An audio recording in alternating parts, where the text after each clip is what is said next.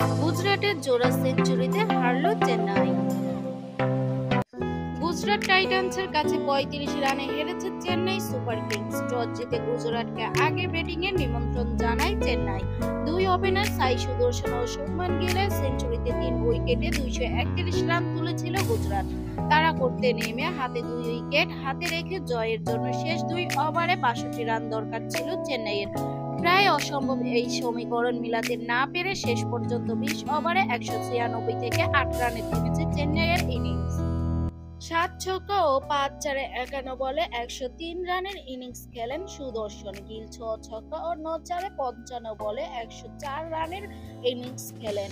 আইপিএলে ১০০তম সেঞ্চুরিটি গিলের। উদ্বোধনী জুটিতে ২১০ রানের যোগ করে ১৮তম ওভারে তুষার দেশপান্ডের বলে আউট হন সুদর্শন। একই ওভারে গিলকেও নেন চেন্নাইয়ের এই পেসার।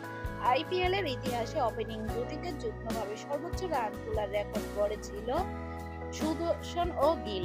এর আগে ২০২২ সালে আইপিএল এর লখনৌ সুপার জায়ান্টসের হয়ে কলকাতা নাইট রাইডার্সের বিপক্ষে ২১০ রানের অবিচ্ছিন্ন ওপেনিং জুটিতে গড়েছিলেন লোকেশ রাহুল ও কুইন্টন ডিকক।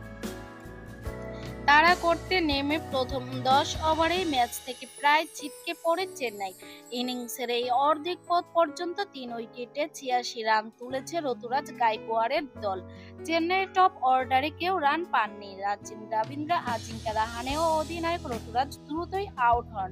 চতুর্থ উইকেটে মঈন আলী ৫৬ ও ডেরিল মিচেলের ৬৩ জুটিতে উঠেছে ৫৭ বলে ১০৯ রান।